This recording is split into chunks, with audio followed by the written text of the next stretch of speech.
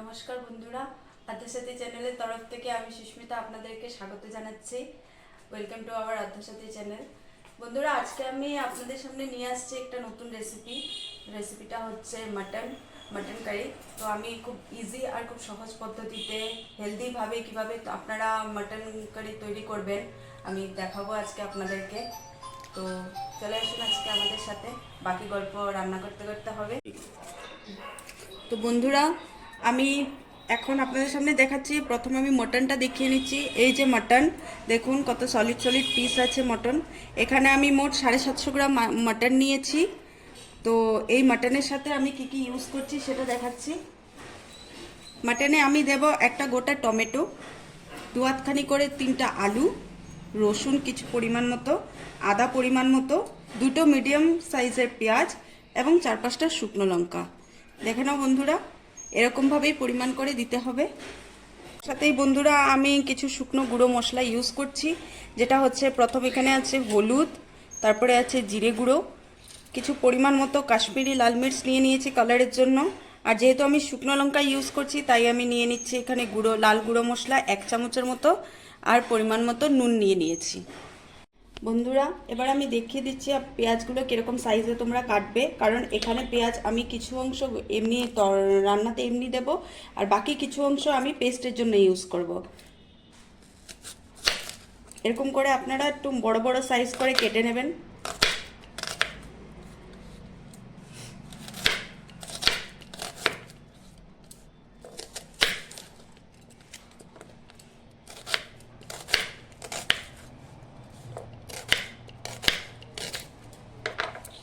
আমার পেঁয়াজ রেডি হয়ে গেছে বন্ধুরা। তার সাথে আমি আদাগুলোকে ছোট করে কুচি করে নিচ্ছি, কারণ এটাকে আমি পেস্ট করে নেব রসুনের সাথে। আদাগুলো ছোট ছোট টুকরো টুকরো করে নিলে পেস্ট হতে সুবিধে হয়। তো বন্ধুরা, মাংসের মশলাটা এখন আমি রেডি করে নিচ্ছি। আমি এই গোটা পেঁয়াজটাকে 4 ভালি করে কেটে নিয়েছি। এটাকে আমি প্রথম মিক্সিতে দিয়ে দিচ্ছি। যেহেতু আমি শিল ইউজ করছি না, তার জন্য আমি মিক্সিতে কীরকম মশলাগুলো পেস্ট হবে সেটাই দেখাচ্ছি। সব মশলাগুলো একটা একটা করে দিয়ে দিচ্ছি আমি, তারপর আমি একসাথে এটাকে ব্লেন্ড করে নেব। প্রথম আমি দিয়ে দিলাম টমেটো, তারপরে আমি রসুন দিয়ে দিচ্ছি, যে রসুনগুলো আমি নিয়েছিলাম। তারপর আমি আদাগুলো দিয়ে দিচ্ছি, তারপরে আমি পেঁয়াজ দিয়ে দিচ্ছি। পেঁয়াজ আমি এখানে দেড়খানের মতো দিয়ে দেব। তারপরে এই শুকনো লঙ্কাগুলো দিয়ে দিলাম। আমি যেহেতু এগুলো সবগুলোকে একসাথে পেস্ট করছি, কারণ আমি আপনাদেরকে একটু ইজি ওয়েতে দেখাচ্ছি কীরকম কী মানে তাড়াতাড়ি হয়ে যাবে, একটু লং প্রসেস দেখাচ্ছি না, তাই আমি সব মশলা একসাথেই ব্লেন্ড করে নেব। দেখে নাও বন্ধুরা, এখন আমি ব্লেন্ড করতে যাচ্ছি। বন্ধুরা, এখন আমি একটা স্মুথ মিক্সচার আমি ব্লেন্ড করে নেব। মশলাটাকে খুব স্মুথভাবে পেস্ট করে নেব, যাতে আমার মাটনের মধ্যে জিনিসটা খুব টেস্টি লাগে।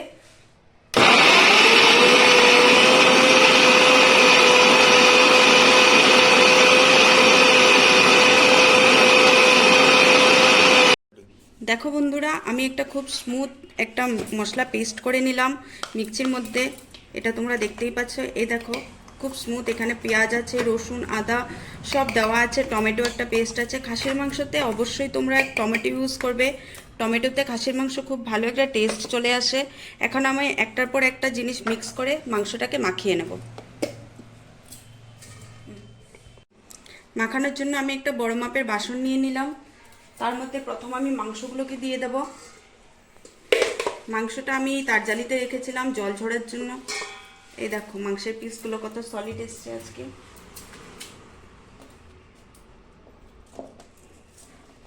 এই গোটা পেঁয়াজ যেটা রেখেছিলাম আমি আধখানি করে, মানে 2 হাতখানি করে রেখেছিলাম, এই পেঁয়াজ হাফটা দিয়ে দিচ্ছি। আলুগুলো দিয়ে দিচ্ছি। আলুগুলো আমি একটু বড় মাপের 3টা আলু নিয়েছিলাম, যাকে আমি হাফ হাফ করে নিয়েছি, কারণ খাসির মাংস সিদ্ধ হতে সময় লাগে, তাই আলুগুলোকে একটু বড়ই রাখতে হয়।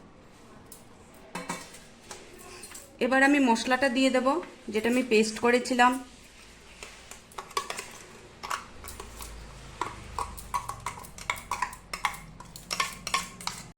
বন্ধুরা, আমি দিয়ে দিলাম এখানে পেস্ট মশলাটা, যেটা আমি খুব ভালো করে ব্লেন্ড করেছিলাম। তার সাথে আমি 2টো তেজপাতা দিয়ে দিচ্ছি, এরকম করে হাফ করে। তার মধ্যে এখন আমি কি কি মশলা ইউজ করছি দেখাচ্ছি। আমি এখানে এই জিরে পাউডারটা দিয়ে দিচ্ছি, কালারের জন্য কাশ্মীরি লাল লঙ্কার গুঁড়োটা দিয়ে দিচ্ছি, হলুদ দিয়ে দিচ্ছি। যেহেতু আমি শুকনো লঙ্কা পেস্ট করেছি তাই আমি এটার মধ্যে অল্প পরিমাণে মানে টিস্পুনে হাফ টিস্পুন লঙ্কার গুঁড়ো দিয়ে দিচ্ছি।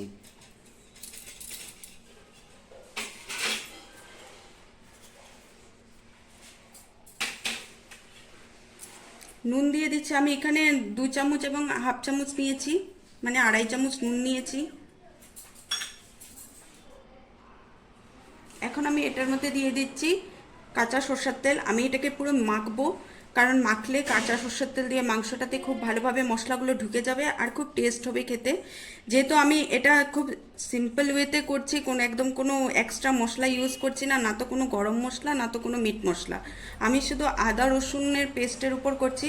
আর কাঁচা লঙ্কা এটাতে একদমই ইউজ হবে না, তাই আমি এখন দেখিয়ে দিচ্ছি কিভাবে সরষের তেল দিয়ে এটাকে মাখতে হবে। আমি এখানে সব সরষের তেল ইউজ করব না, কিছু ইউজ করব, কিছু আমি যখন আমি এটাকে ছাড়বো কড়াতে ওইটা তার জন্য রাখবো। তো বন্ধুরা, আমি এটাকে ভালো করে মাখিয়ে নিচ্ছি। আমি এই মাংসটা কড়াতে বানাবো না, আমি এটাকে কুকারে বানাবো, কারণ খাসির মাংস যখনই বানানোর কথা আসে তখন খাসির মাংস সেদ্ধ নিয়ে একটা ব্যাপার থাকে, তাই আমি এটাকে খুব ইজিভাবে কুকারের মধ্যে বানাবো। যেহেতু মাংসটা সিদ্ধ হতে টাইম নেয়, অনেক সময় পরিমাণেরও একটা ব্যাপার থাকে, তাই আমি খাসি মাংসটাকে কুকারে কীভাবে কতটুকু কী মশলা দিয়ে পরিমাণভাবে বানাতে হয় সেটাই আমি তোমাদের সামনে নিয়ে আসছি। অনেকেই খাসির মাংস বানাতে পারে না কুকারে, আমারও প্রথম খুব অসুবিধা হতো, তারপর আমি এখন শিখেছি আস্তে আস্তে। তো তোমরা দেখবে আজকে আমার সাথে কিভাবে আমি খাসির মাংসটা কুকারে বানাই। আর তোমরা নিশ্চয়ই এটা ট্রাই করবে, ট্রাই করে আমাকে জানাবে কমেন্টের মাধ্যমে কীরকম কী রান্না হচ্ছে। কমেন্ট কিন্তু অবশ্যই করবে, বলবে খারাপ ভালো যাই লাগে কমেন্টের মাধ্যমে বলবে তোমরা। দেখো বন্ধুরা, যখন আমি এটাকে মাখাচ্ছি মশলা দিয়ে কত সুন্দর একটা কালার চলে আসছে, আর এটা খুব হেলদি হয় কারণ আমি এটাকে একদম হালকাভাবে তৈরি করছি। খাসির মাংসতে যত হালকা মশলা দেওয়া যায় তত ভালো, বেশি মশলা দিলে মাংসের টেস্টটা চলে যায়। বন্ধুরা, আমি যেহেতু 750 গ্রাম মাটন নিয়েছি তার জন্য আমি 5 লিটারের একটা কুকার নিয়েছি। তোমাদের মাংসের পরিমাণ অনুযায়ী কুকার নিতে হবে, কারণ কুকার ছোট হলে মাংস ভালো মতো হবে না। তাই তোমরা 5 লিটার কুকারের মধ্যে 750 থেকে 1 কেজি পর্যন্ত মাংস বানাতে পারবে, তার চেয়ে বেশি তোমরা কিন্তু বানাতে পারবে না। তাই এটা অবশ্যই মাথায় রাখবে যে কতটুকু মাংস আছে তার কিরকম পরিমাণের কুকার আছে। তো আমি এই জন্য 5 লিটারের একটা কুকার নিয়েছি, কুকারটা আমি স্টোভে বসিয়ে দিয়েছি। এখন দেখবে আমি কিভাবে কুকারের মধ্যে খুব ইজি ওয়েতে খাসির মাংসটা তৈরি করে নেব। দেখো বন্ধুরা, আমার কুকার অলমোস্ট গরম হয়ে গেছে, ধোঁয়া উঠছে কুকার থেকে, তাই আমি পরিমাণ মতো একটু তেল দিয়ে দিচ্ছি। যেহেতু আমি মাংসটা ছাড়বো তাই খুব সামান্যভাবেই তেল দিচ্ছি, কারণ আমি অলরেডি মাংসের মধ্যে তেল মাখিয়ে দিয়েছি। তেলটা একটু গরম হলেই আমি মাংসটা ছাড়তে থাকবো। আমি এই কুকারের মধ্যেই মাংসটাকে কষিয়ে নেব, তারপর আমি এটার মধ্যে জল দিয়ে একবারে সিটি মেরে দেবো। বন্ধুরা, তেলটা গরম হয়ে গেছে, এখন আমি অল্প অল্প করে মাংসটা ছাড়তে থাকবো এটার মধ্যে। মাংসটা ছাড়ার আগে গ্যাসের স্টিমটা একটু লো করে দেবো।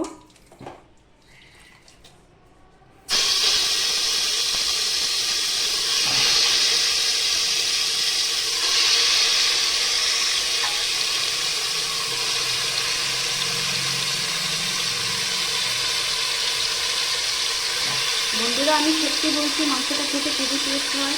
তোমরা একবার রান্না করে খেয়ে দেখবে, আবার আমাকে বলবে কীরকম হয়েছে।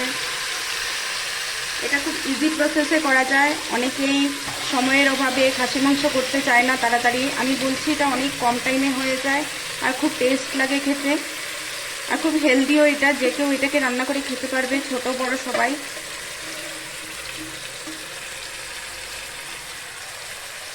এবার সব মশলা দিয়ে দিলাম এটার মধ্যে। দেখো বন্ধুরা, এবার আমি হাই ফ্লেমে এটাকে ভালো করে কষিয়ে নেব। যতক্ষণ না পর্যন্ত মাংসের থেকে তেল ছাড়ছে আমি এটাকে ততক্ষণ কষাতে থাকবো। আমি এটা কুকারের মধ্যেই কষাচ্ছি।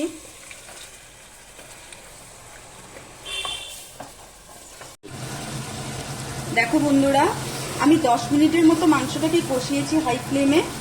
এখন মাংসটা থেকে আস্তে আস্তে তেল ছাড়তে শুরু হয়েছে। দেখো, এই যে তোমরা দেখতে পাবে নিশ্চয়ই। দেখো কত সুন্দর কালার হয়ে গেছে। আমি কিন্তু এখনো মাংসটাকে ঢাকিনি, আমি হাই ফ্লেমে এটাকে বারবার নাড়িয়ে চাড়িয়ে এটাকে কষছি।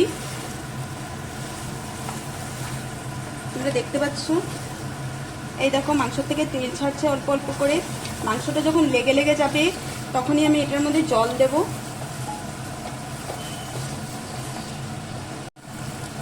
দেখো বন্ধুরা, মাংসটা অলমোস্ট লেগে লেগে যাচ্ছে কষতে কষতে। এখনই আমি এটার মধ্যে জল দিয়ে দেবো ঝোলের জন্য। জল দিয়ে আমি এটাকে ঢেকে দেব। জলটা দেওয়ার জন্য আমি প্রথম জলটাকে এখানে ফুটিয়ে নিয়েছি, দেখতে পারো তোমরা। এই যে আমি সবসময় তরকারিতে গরম জল ইউজ করি ঝোলের জন্য, তাহলে কি হয়, তরকারির টেস্ট অনেকটাই বেড়ে যায়। দেখো এখন আমি এখানে যেহেতু আমি এটাকে ঝোল রাখবো, তাই পরিমাণ হিসেবে আমি এটা জল দিয়ে দিচ্ছি। গ্যাসের আঁচ কিন্তু পুরো ফুল থাকবে, পুরো হাই ফ্লেমে হবে এটা।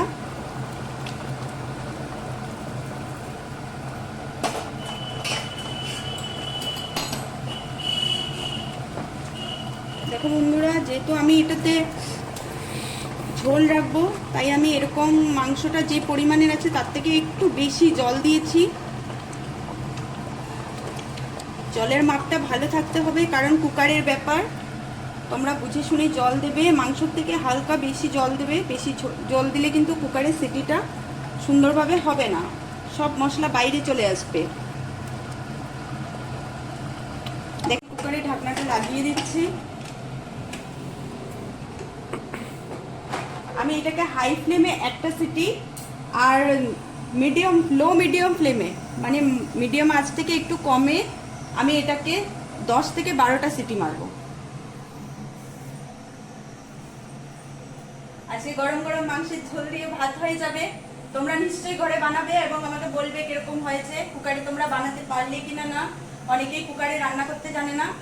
তো আমি আজকে দেখিয়ে দিলাম খুব সিম্পল ভাবে, খুব সহজ পদ্ধতিতে মাংস, যেটা মাটনটা কিভাবে কুকারে করতে হয়। কারণ মাটনের সিদ্ধর একটা ব্যাপার থাকে, তাই আমি এটাকে কুকারেই করতে সুবিধা পাই। তাই আমি তোমাদের সাথে এটা দেখালাম যে কিভাবে কুকারে এটা করতে হয়। দেখো বন্ধুরা, মোট 14টা সিটি মেরেছি আমি মাংসের মধ্যে। এবার দেখো আমার মাংসটা তৈরি হয়ে গেছে, সুন্দর পারফেক্ট হয়েছে। দেখো ঝোল একদম পুরো পারফেক্ট। আমি যেহেতু এটাকে একটু ঝোল রেখেছি, তাই আমি একটু বেশি ঝোল দিয়েছিলাম। তোমরা দেখতে পাচ্ছ কি সুন্দর হয়েছে। এই দেখো আলুগুলো পুরো সেদ্ধ হয়ে গেছে। আলুগুলো বড় মাপের এই জন্য দিয়েছিলাম, কারণ কুকারে এগুলো গলে যাবে নয়তো। বন্ধুরা, খাসির মাংসের ঝোল তৈরি, কুকারে বানানো, খুব কম সময়ে তৈরি খাসির মাংসের ঝোল। কত সুন্দর হয়েছে দেখো, ঝোলগুলো একদম মাংসটা সেদ্ধ হয়ে গেছে ভালোভাবে, আর একদম মশলা পুরো পারফেক্ট হয়েছে। খুব হালকা এবং হেলদি খাসির মাংসের ঝোল। তোমরা অবশ্যই বানাবে, বানিয়ে খেয়ে আমাকে বলবে কিরকম হয়েছে। কোনো কিছু যদি জানার থাকে আমাকে কমেন্টের মাধ্যমে জানাবে, আর কমেন্ট তো অবশ্যই করবে, লাইক সাবস্ক্রাইবও করবে, আর জানাবে নিশ্চয়ই। আমি আবার নতুন আরেকটা রেসিপি নতুন ধরনের তৈরি করে নিয়ে আসবো তোমাদের সামনে। আজকের জন্য টাটা।